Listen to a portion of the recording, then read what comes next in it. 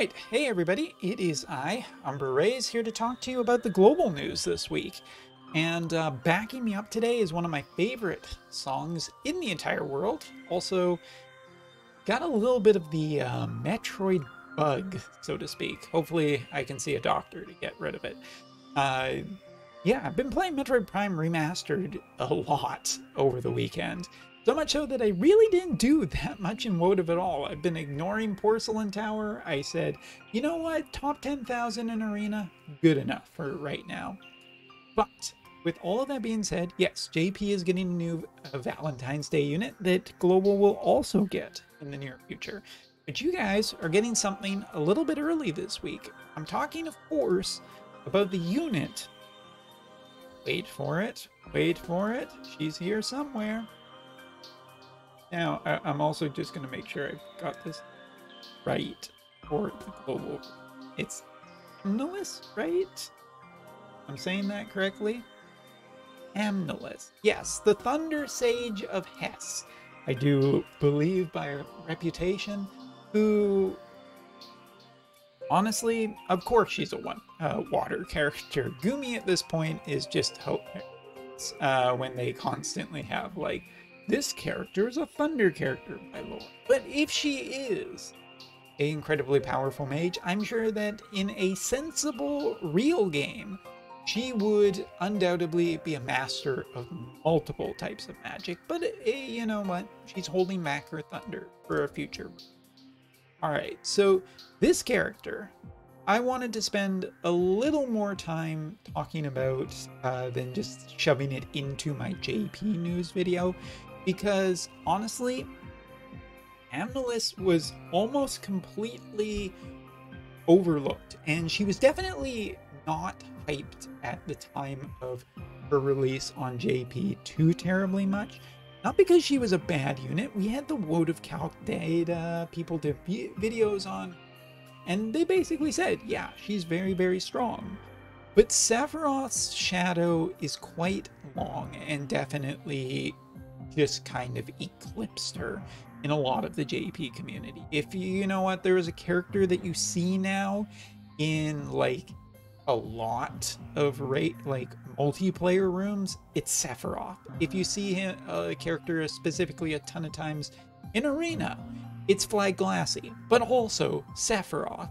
Sephiroth, when he came to JP, was just such a dominating force in the sense that everybody wanted him, and as such, a lot of JP players just kind of passed on this character, and I'm the exact same because Sephiroth is hype, and this was a permanent character in the pool. So now that time has gone by, who has history favored as being generally stronger? Well, to answer that question, I am actually going to refer I don't do this very often, but two generally guideline-y JP websites, Game 8 as well as Ultima. Because while character rankings do depend on the content, and how good a character is also depends on their matchups a lot of the time, generally these are pretty good guidelines to see who is some of the strongest characters, who's been put up a little bit, who's been put down, where certain characters are, and how characters are kind of lasting, because as new characters come along, these evaluations change, so it's quite in flex. But Amnelis has basically stayed into double S tier for a long time now, and I think that's important. Whether, you know, Preen has been in the top, or Astrius has been in the top, Celeste, or, you know, lightning characters and whatnot, this character actually has stood a pretty good test of time. And, you know, it's kind of been a barrage of limited and 100 cost characters. Kind of impressive that she's still rated so highly, but I think Game 8 is usually a little bit better of a measure of overall strength. I kind of like their rating system because they're what they consider to be the absolute best tier of characters is is basically like a little more limited. Like, I would agree with most of this. Alaya, Sephiroth, and Fly Glassy are all three absolutely supreme characters. Not super sure if I agree on Bradley, but fine, whatever. Amnelis is still in double S tier, and I think definitely one of the strongest mages in the entire game. There's a lot that goes into her kit that is quite good, and her coming out on global is not a bad thing. I basically said that Perrine was a really good kind of more long tier build or long-term build that would pay off as more and more strike VC. But this is a character that peaks very early and stays strong for a good amount. Again, really looking at, you know, the big thing here is just that she can be very tough to kill, much like Skahal. If her HP is over 70% and she gets hit with a massive damage, it just can't kill her. She has basic permanent guts kind of thing. It can't be eliminated or dispelled or anything like that, and that is incredibly valuable. Also, when her HP drops below a certain amount, it restores, which is, you know, just a really strong ability, but it doesn't work just for her, it works for other characters. She can get magic barriers, dispel auto revive, as one of the cooler abilities in the entire game that allows her to select up to 3 targets, reduce their counter, and deal damage. So it's a multi-hit ability that passes a single target. It also has an AoE that reduces single target resistance, which works quite well with multiple water characters too. And she has essentially a dispel basically everything buff on her that gets even stronger into her 140, also absorb. Really, I think that this character is absolutely amazing by Jade. Scholar also gives her a little bit more flexibility, but Arithmetician gives. And one of the reasons why I'm basically making this video is to say, I think that globalers who are interested in this character should really take a serious look at her, about potentially thinking of a really good investment. I think that especially if you're like a water person, this is the character to get. If you're a water main, this character works really well and can potentially even fit into teams with Barrett or other ice elemental characters, and it'll be quite strong. Overall, one of the probably, I want to say just one of the overall better story characters. There's like all these characters that come out nowadays with like Immortal Spirit or Guts or whatever, and Auto Revive and everything like that. And the way I always look at it is, sure, that is strong in most cases, but it's not strong in all cases. And I think, well, I should say I know, that just having this kind of permanent ability that can't be dispelled looks more and more valuable every day, because every DPS that comes out nowadays has some kinds of get through, cheat away, and potentially remove something. Like, that's the cookie cutter way that a lot of DPSs are designed.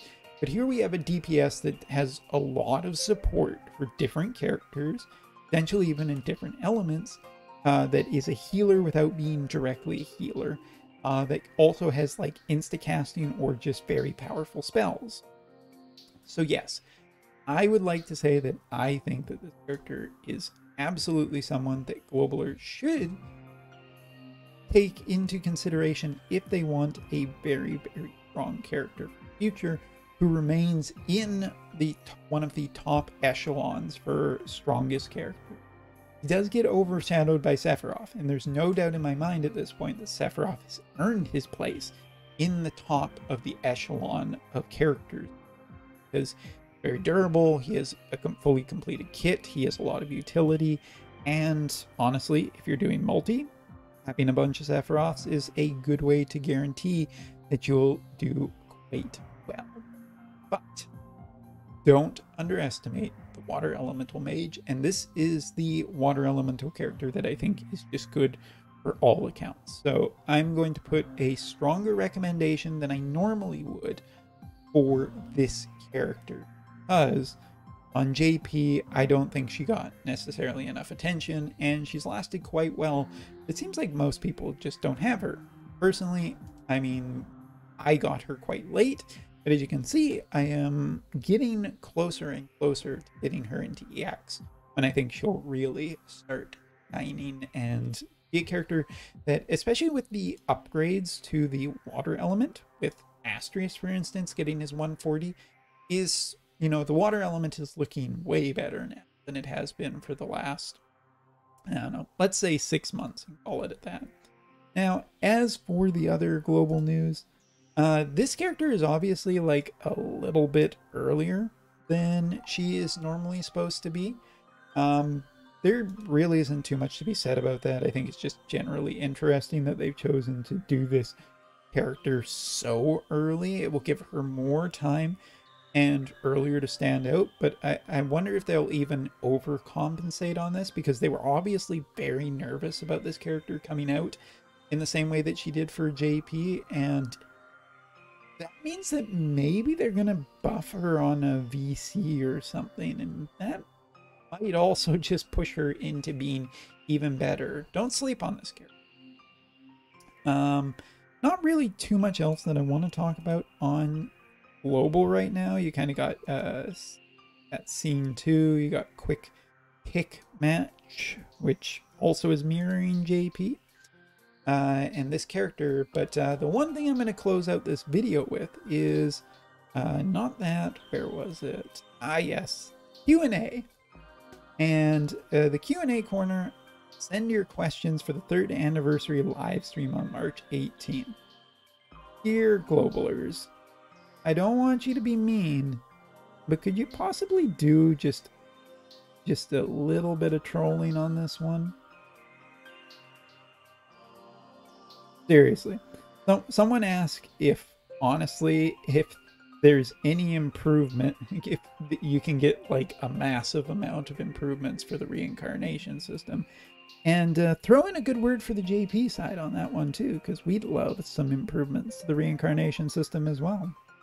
3rd anniversary is coming, and so is the 140 level. And yes, I think it's quite boring. Yes, I think it's not the best addition to the game.